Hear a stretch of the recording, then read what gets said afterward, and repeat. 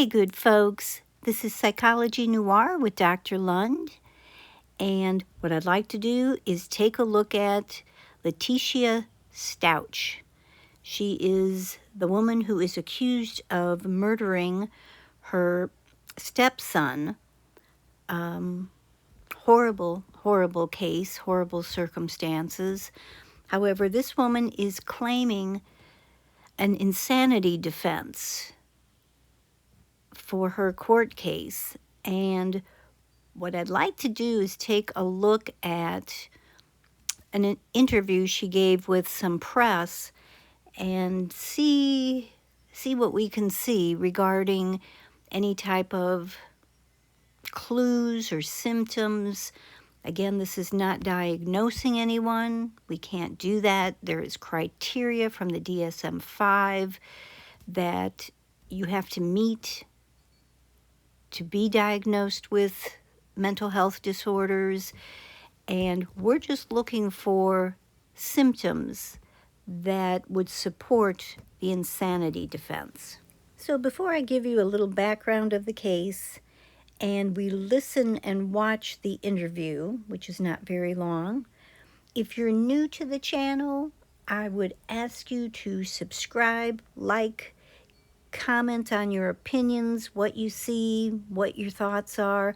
And if you're already a channel member, I appreciate you and also would invite you to like and enter any comments or observations that you see or think about. So let's get started. Here's a bit of a short summary about the case.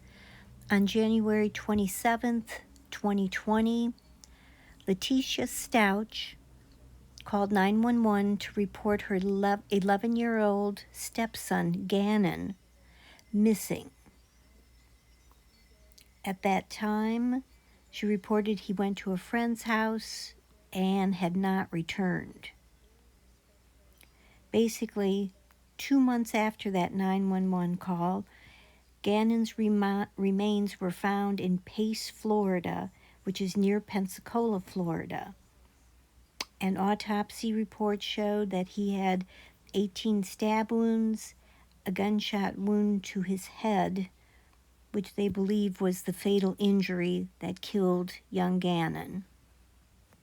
So between the time that Gannon was reported missing, January 27th, and when his body was found, March 17th, his stepmother, Letecia, had come up with several different stories that were extreme, elaborate, and basically unbelievable. She was arrested on March 2nd, and the charges were first-degree murder, 8 counts of violence, and tampering with evidence. Now, also, before Letecia was arrested, her husband, Al Stauch, who was Gannon's biological father and who was in the military, began taping his conversations with Letecia since he was hearing all these different crazy stories, and started working with the FBI and police to tape these conversations, which again helped with the arrest of Letecia. So now let's listen to the first part of this interview that Letecia gave to the press. I am Letecia Starch, which is Gannon's stepmother. You've been a part of the investigation since the very first time. You were the last person to see him. Is that right? Correct. What did you see when you last saw him? Well, I'm not allowed to talk about anything with the case. I would more so be willing to talk about how the community needs to have faith and continue to work together and not make these false accusations, like the things that have been said that I've disappeared from the community. I haven't been there to help, but there's lots of reasons behind that. Reasons like death threats, right? Right. Death threats are one of them. My family's getting lots of death threats. We counted over 20-some death threats already. 2, my husband's ex-wife is living in our home, and of course I'm not coming home to do these things and to help with the family when I was kind of like told I couldn't. And then many other things that happened with the El Paso County Police Department, you know, and in doing the investigation, I was told I wasn't compliant. And can I elaborate on that? Please do. Yes. So I asked for an attorney during the interview, and I was denied that by them. I was held because they were blocking the door, and I was told I couldn't leave, and that if I would have touched them, they would have probably, you know, said I still wasn't complying, or said I was, you know, trying to run away or something. I'm going to shift gears to what has become a huge online presence of people Right. obviously trying to do the right thing, help find Gannon. But at the same time, sometimes it just feels like rumor mongering. Have you seen any of those comments yourself? We have. And see, that's one of the main things we haven't been around in the public eye, because I didn't want to expose my family to it if all these things were going on. You know, there was comments about Gannon getting pushed off the hike, and there was comments about this, and that's just not true. I took care of Gannon for the last 2 years in our home because his mother didn't want to do it. And I would never, ever hurt this child. And I know there's some questions out there about, okay, so tell me what happens. That's up to the investigations when they end up letting you guys know, but I've cooperated with them. The rumors have gotten so bad. I pretty much have been told at least 10 different ways that these people have these conspiracy theories. I guess they watch a lot of law shows, and maybe they have all these theories on how Gannon is dead, and that's what they're saying. So I'm like, why are you saying Gannon is dead? He is not dead. We are going to find Gannon. I am going to be so excited. Okay, let me just take a minute and tell you all some of the things that I look for when I am assessing or analyzing someone. And the first thing is, of course, their appearance. Are they dressed appropriately for the weather, for the situation? How is their hygiene? Are they clean, or is their hair stuck to their head because it hasn't been washed? What's the eye contact like? Is it focused on me? Is it darting? Are they looking down at the ground? What about their voice tone? Is it appropriate? Are they loud? Are they very soft? Is it congruent again for the situation? Are they monotone? Again, looking at some characteristics of their speech. What's the rate? Is it hyper or is it slow? Are they having racing thoughts, and that's why they're talking a mile a minute and you can't interrupt them? Do they have any characteristics of stuttering or an accent? Is it slurred? How are words pronounced? You all may remember Lou Ferrigno, I think the Incredible Hulk, who, when he spoke, his words sort of were open. They never really had a finish to the words, and that was what I would call a phonological speech, because he had a hearing deficit. And so sometimes you can hear that in people's speech with hearing deficits. Then looking at the language, you look to see how somebody articulates what they're talking about. Do they use the wrong words in the wrong context? Good example is Daryl Brooks. Grammar. Are there grammar issues? That sometimes can give you an indication of education or lack of. How do they describe things? Also look at body positioning and movements. What are they doing with their hands and their feet? Are they standing still or sitting still, or are they jiggling their foot? Or if you've ever sat next to somebody who crossed their leg and their leg is constantly rocking, those things I notice. Focus and concentration. Can they stay on topic? Can they complete a thought before they go on to the next thought? Are they easily distractible? Are they preoccupied?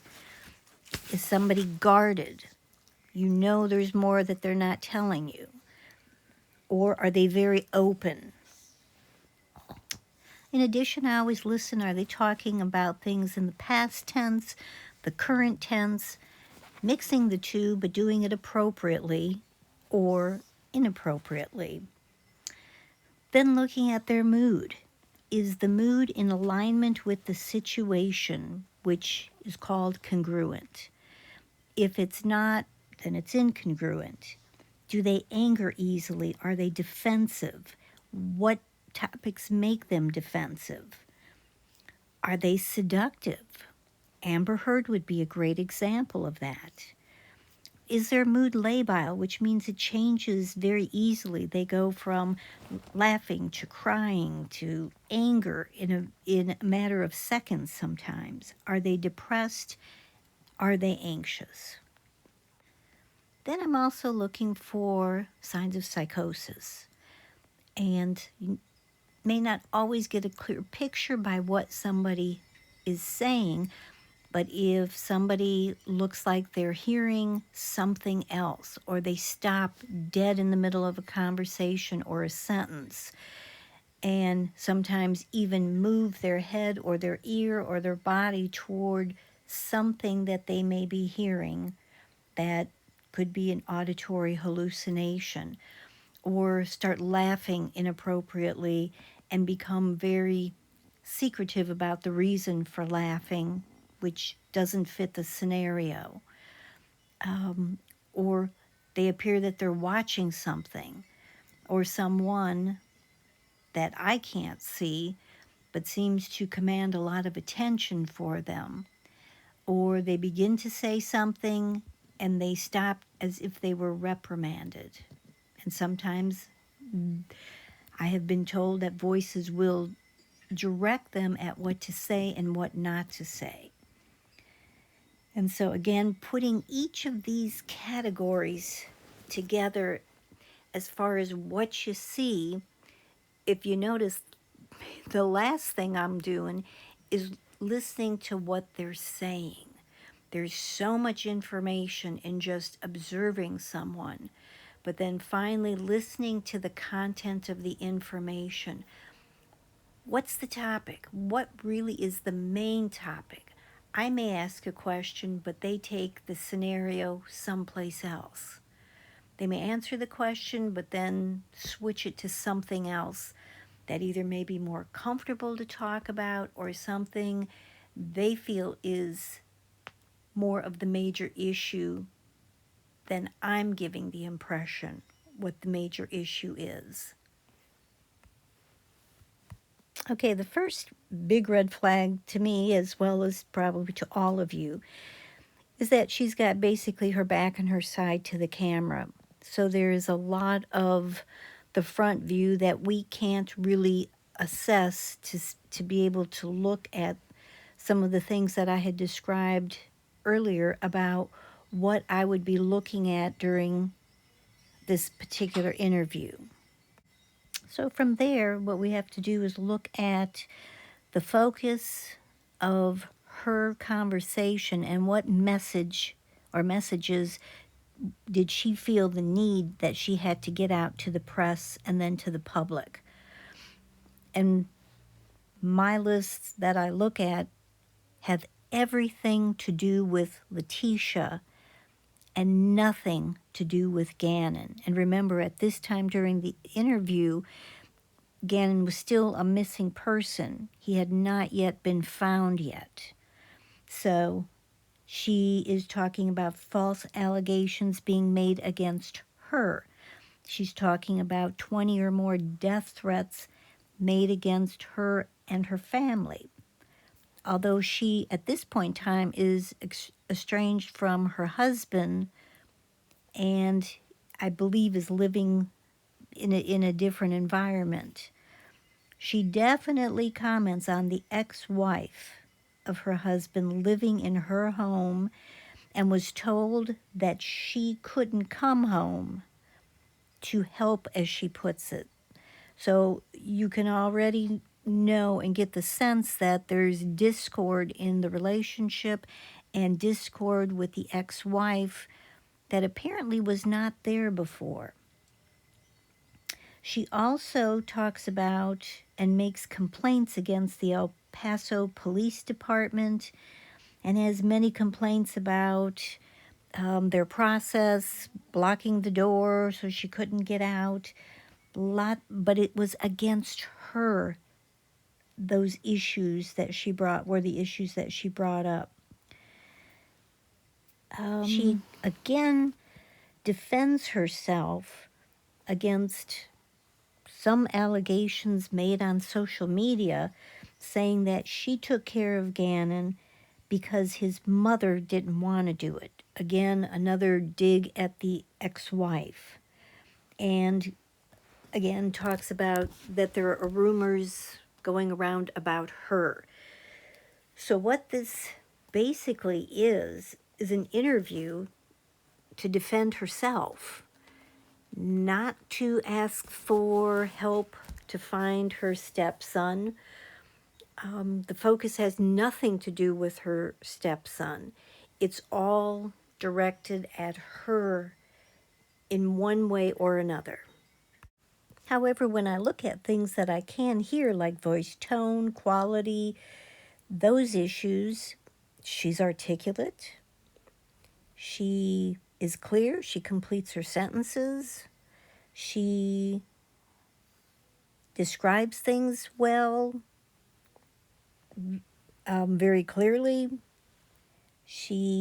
Her grammar is appropriate. She is basically in the present tense, again, focused on her issues, but all those things align and seem very congruent with what she's talking about.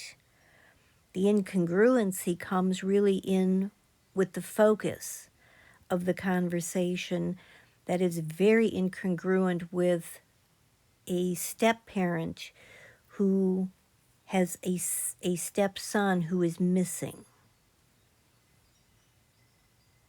So at this point, from what I can observe, is I don't see any symptoms of psychosis. Now, if they are there, and it's a possibility, they could be there, I'm just not seeing it from this interview and from listening to her respond to the question or the questions, even though the focus she takes and puts on herself. So at this point, let's listen to the end of that particular interview. Never ever hurt this child. And I know there's some questions out there about, okay, so tell me what happens.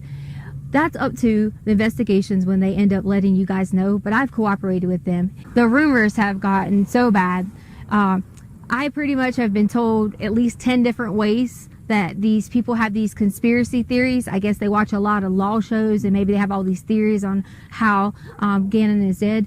And that's what they're saying. So I'm like, why are you saying Gannon is dead? He is not dead. We are going to find Gannon. I am going to be so ecstatic when I'm able to say to people that I hope they have a really sincere apology for all these theories that have came out online, for all the things they said that I have done or people have done. And I just want everyone to know that we're going to find Gannon. And I love him so much. I've helped taking care of him for so long. I feel like I asked you what I need to. Do you feel like this is going to help kind of turn the tide of what feels like a witch hunt, in my opinion? I hope. Am I on camera now? You are still. Okay.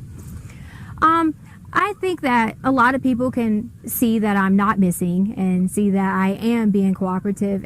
But to me, it's okay that they think those things, because the way someone thinks about me, I don't have a problem with that. My main thing is I would never want someone to think that I would hurt Gannon or any of the children in our home, because that's just not the case. Any message for Gannon?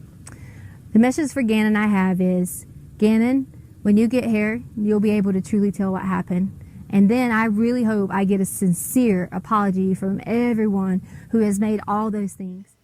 This second part of the interview is extremely telling because of all of the incongruity with what Letecia says, how she says it, and again, the focus remains on her. As during the first interview, or the first part of the interview, there is no sense of urgency to get the public to continue looking for Gannon, even though at this point in time, we know that Gannon is no longer alive. However, with the facade that Letecia is putting on, it's underwhelming when she talks about she would never, ever hurt that child. Her voice then dips down when she talks about that child. When she's talking about the rumors, or that people on social media are saying that Gannon is dead, there is no fiery dispute that he's not dead. It's very calm. He's not dead, and we're going to find him. It is so, as I said, underwhelming, almost monotone, with just a little bit of inflection, but basically no sense of urgency. And I think, again, something so telling about that when the interviewer asked her what about the rumors, and she had mentioned again that they're saying that Gannon is dead, and she says, we're going to find him, again, a lower pitch. But then she says she will be ecstatic. And you think the following thought would be, when he comes home and he's back with us. But she says then she'll be ecstatic when people will owe her a sincere apology. Total discount of Gannon, him being missing, the appropriate emotion of what a parent or a step-parent or a family member should be displaying. This is all about her. Even to the point that was so telling when the interviewer talked about this being a witch hunt, and she goes into a softer voice and asks, am I still on camera? And he confirms she is, and then her voice gets almost, again, it's monotone, but it's louder and it's somewhat preachy, and underwhelming for the situation. But when he asks what message she has for Gannon, now this is an 11-year-old boy who's been missing, whose biological mother is absolutely distraught, and you can see that from all interviews, that's in tears. She's horrified, she's angry, she's sad. The father is beside himself. And her message to Gannon is that when he comes home, he'll tell everybody what happened, and that she will get a sincere apology from people who basically doubted her. That, again, without seeing her face, or even needing to see her face, that is so focused on her message about her and what she wants from people and what she expects from people, and it has really nothing to do with Gannon. He's sort of the secondary byproduct and not the focus of this interview, at least not for her. So, looking at the interview, we've got somebody who is coherent, who is articulate, but very self-focused, very self-centered, showing no empathy for the situation of the child that is missing.